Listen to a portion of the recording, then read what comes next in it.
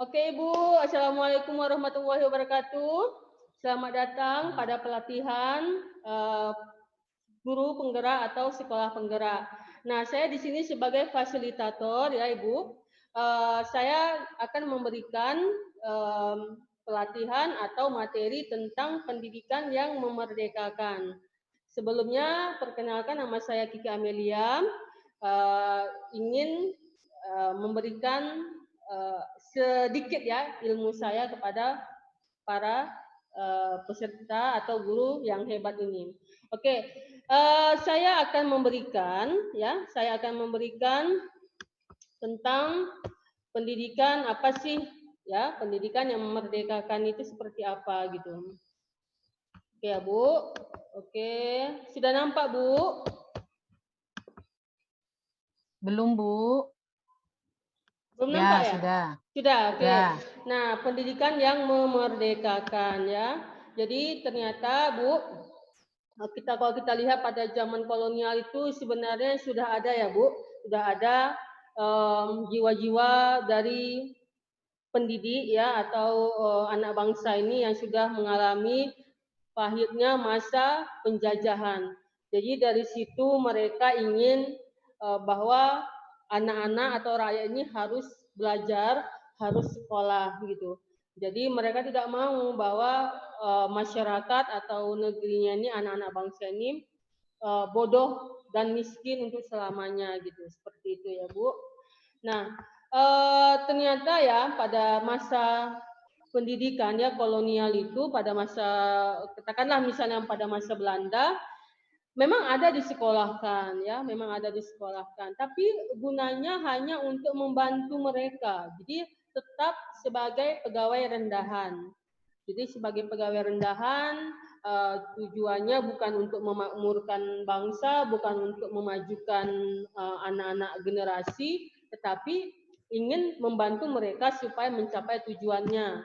Ya, jadi makanya itu hanya segelintir saja yang mereka sekolahkan atau yang mereka beri ruang untuk sekolah.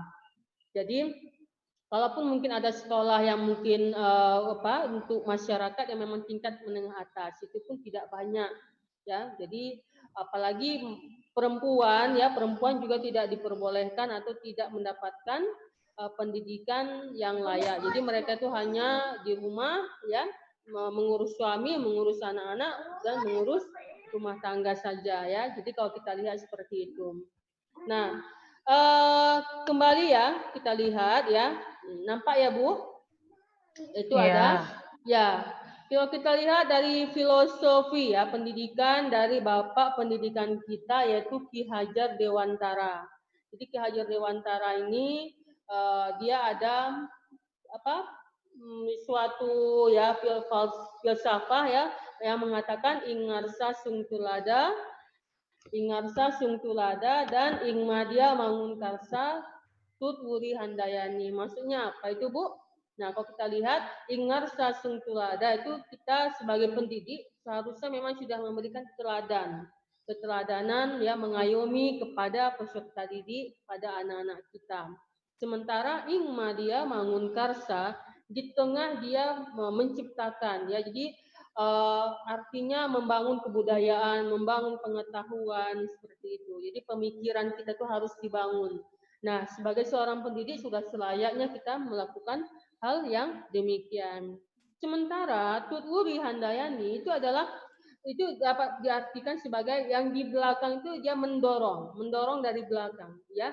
Jadi mendorong bukan untuk menjatuhkan, tetapi mendorong untuk ke arah yang lebih baik. Jadi mendorong supaya itu percepatannya itu dia sesuai, bergerak gitu. Jadi seperti itu. Jadi apa kaitannya dengan pendidikan yang memerdekakan ini, Bu? Jadi pendidikan yang memerdekakan itu sebenarnya adalah pendidikan kita kembali lagi berpusat pada anak ya sesuai dengan kodratnya. Kodrat dari anak itu mendapatkan pendidikan yang utuh, pendidikan yang layak, ya seperti itu. Jadi tidak hanya mengikuti kemauan dan perintah guru. Jadi kalau begini-begini, tidak ada penjelasan lain. Yang penting kamu harus begini. Kamu harus mempelajari fisika dengan baik supaya nilaimu sekian. Kalau tidak, kau anak bodoh. Tidak seperti itu gitu. Jadi pendidikan sekarang ini memang lebih memusatkan pada apa minat bakat ya anak itu supaya mereka itu mengembangkan apa yang potensi apa yang dimilikinya. Apakah memang dia potensinya seni, apakah potensinya di bidang bahasa, apakah potensinya memang di bidang akademis. Jadi memang potensinya berbeda-beda. Jadi ketika anak itu memiliki potensi yang kita lihat luar biasa, kita harus terus tetap menyokong. Kita sebagai guru menyokong. Jangan kita ya udah kamu artinya kita lepaskan aja gitu. Tidak boleh seperti itu. Kita sebagai guru harus melihat, memetakan anak-anak ini seperti apa gitu. Dan selain itu kita juga lihat kondisi dari aspek psikologisnya, aspek budaya, sosial, seperti apa mereka. Mungkin anak-anak yang berada di satu daerah tidak sama dengan anak-anak di daerah yang lain gitu. Jadi memang harus dibedakan gitu. Jadi apalagi kita ini beragam, beragam suku, budaya, agama. Memang tidak bisa. Kalau dari pusat itu mungkin bentuk yang baku ya, dan itu tidak bisa mungkin terkadang tidak bisa kita terapkan untuk seluruh anak di Indonesia gitu. Jadi memang itu dia kembali lagi pendidikan yang memerdekakan itu ya. Tapi ingat Bu, ibu-ibu bukan berarti kita membiarkan pendidikan yang memerdekakan ini bukan berarti kita membiarkan anak-anak didik itu mau belajar mau enggak, tidak. Tetap mereka itu kewajibannya belajar, ya. Kita sudah meyakinkan mereka bahwa mereka itu harus mau belajar, tapi memang sesuaikan gitu, ya. Sesuaikan dengan minat dan bakatnya gitu. Jadi tidak berarti itu ditinggalkan, itu tidak boleh juga karena kita juga masih menganut sistem yang mungkin sekarang ini masih apa dalam belajar tuh sistem ketuntasan minimal itu masih ada. Paling tidak kamu tahulah gitu, nggak buta-buta sekali gitu. Misalnya kamu suka bahasa Inggris, tapi kamu tidak boleh dalam matematika kamu tuh dapat nilai 50 gitu, nggak boleh juga gitu. Paling tidak kenapa kita harus tekankan juga misalnya matematika itu penting ya dalam meningkatkan IQ kita, bagaimana memecahkan masalah itu bukan berarti dia penting, bukan seperti itu. Jadi memang itu tadi ya Bu, memerdekakan ini sesuai dengan minat, bakat dan potensi yang kita dimiliki oleh anak. Kita lah sebagai pendorongnya ya seperti itu. Oke Bu, slide terakhir ini ada saya berikan. Jadi kata kuncinya adalah seorang pendidik dia harus mampu ya. Tadi memberikan contoh, mengayomi, ya. Mengayomi bukan hanya mentransfer ilmu, ya, dan mendorong peserta didik agar apa? Agar mereka dapat berkembang sesuai dengan potensi yang mereka miliki. Mungkin untuk awalnya ini seperti ini ya Bu. Mungkin dari ibu-ibu yang lain ada pendapat ya bisa diberikan ya Bu. Silakan. Ya, saya Ibu Kiki. Ya, silakan Ibu Juriati. Ya, tadi mohon maaf Ibu Kiki, tiba-tiba jaringan mati. Saya baru bisa Oke, bergabung. nggak apa-apa Bu. Kita ini secara ini. Ya. Dari prinsip filosofi Ki Hajar, aduh. Ya Ibu, dengar Ibu. Ya, dengar Bu, dengar. Ya, dari filosofi pendidikan Ki Hajar Dewantara tadi, mungkin menurut saya yang paling sulit diterapkan, apalagi dengan orang tua siswa, yaitu mendorong tadi, karena di sekolah saya umumnya itu kadang orang tua siswa itu lebih mengutamakan keinginan dia daripada keinginan anak. Seringkali, apalagi waktu pemilihan jurusan, sehingga seringkali anak itu tertekan. Mungkin hal-hal ini yang bisa menghambat proses daripada yang ingin dicapai dalam memerdekakan pendidikan tadi. Nah, yang paling sulit tadi saya katakan orang tua, itu yang memang harus terjadi, itu yang memang harus kita hadapi. Bagaimanalah upaya kita mengoptimalkan supaya orang tua itu mengerti. Begitu masalahnya dari saya, Ibu Kiki. Makasih Ibu Kiki. Iya. Oke, dari Ibu Sardora, Bu, silakan Ibu. Ya, kalau saya, Bu, saya berpendapat semoga nantinya pada saat pembelajaran pelajar Pancasila ini betul-betul diterapkan mental anak itu menjadi lebih baik. Karena Bu, apalagi saya ambil contohnya di sekolah saya SMA Negeri 1 Perbaungan itu yang daerah pesisir, kita bukan menjelek-jelekkan satu suku, bukan. Tapi Ibu sudah tahu bagaimana watak seseorang yang berasal dari pesisir.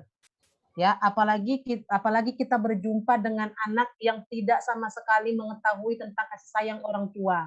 Ditambah dia dari keluarga yang arah pesisir sana, maka itu yang terjadi adalah kebebalan. Tapi mudah-mudahan dengan prinsip penerapan yang dikatakan di kurikulum yang baru ini pelajar Pancasila, semoga mental anak, sikap anak itu bukan semakin hancur, tapi semoga harapan kita semakin baik ke depannya lah pendidikan Indonesia. Itu saja Bu, terima kasih. Oke, terima kasih Ibu. Nanti saya tanggapi ya. Dari Ibu Elvi, silakan Bu. Baiklah, mengenai pelajar Pancasila, saya akan menambahkan sedikit yang pengalaman yang Pendidikan kami yang buat. memerdekakan ya Bu. Ya, pendidikan yang memerdekakan ini, Ya. Ini di masa pandemi dari tahun yang lalu sampai sekarang, kami itu sudah pertama kali memakai Google Classroom, kemudian Microsoft Teams.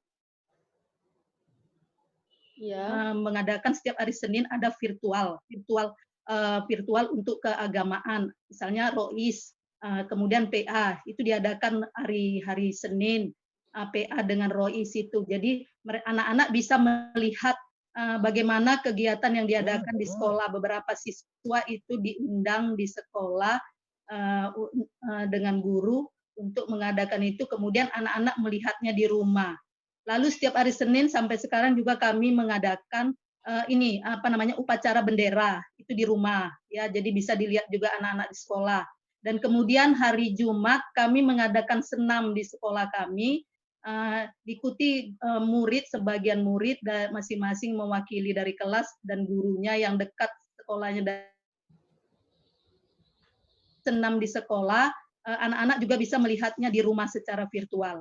Lalu ada juga ketika belajar murid-murid yang mengalami kesulitan itu atau yang absen atau yang tidak aktif di dalam sekolah, di dalam kelas, itu langsung dilaporkan kepada orang tua kepada BK dulu, lalu BK memanggil orang tua atau meneleponnya supaya ada hubungan antara orang tua dengan pihak sekolah untuk memperbaiki karakter daripada anaknya itu.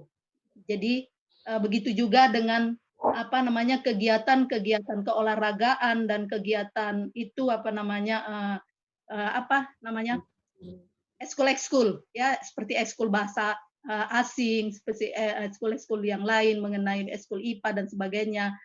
Itu juga tetap diadakan. Jadi tidak menghalangi untuk mereka bisa belajar walaupun di masa pandemi ini. Jadi tetap kami membuat melalui daring dari rumah. Nah, saya kira untuk mengembangkan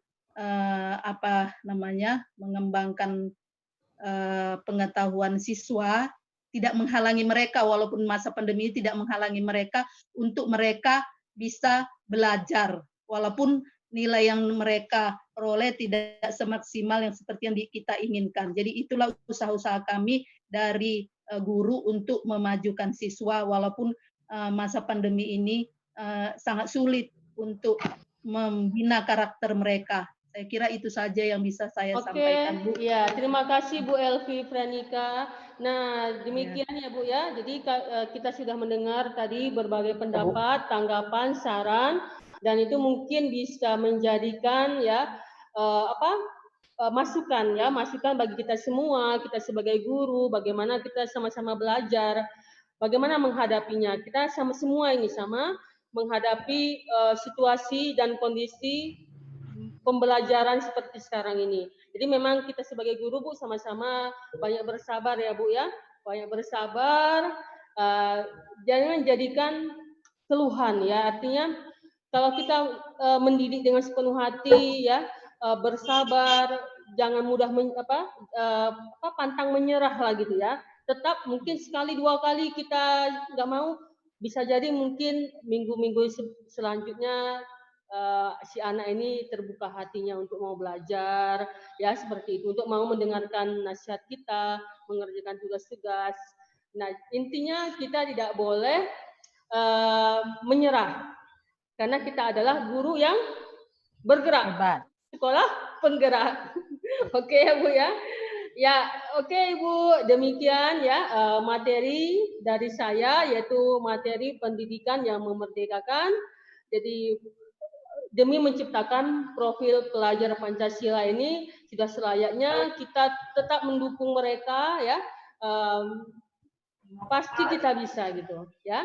Oke Ibu, terima kasih atas perhatiannya. Assalamualaikum Bu. warahmatullahi Terima wabarakatuh. kasih Bu Kiki. Waalaikumsalam warahmatullahi wabarakatuh. Oke, kita stop. Mana dia stop ini? Ya Allah.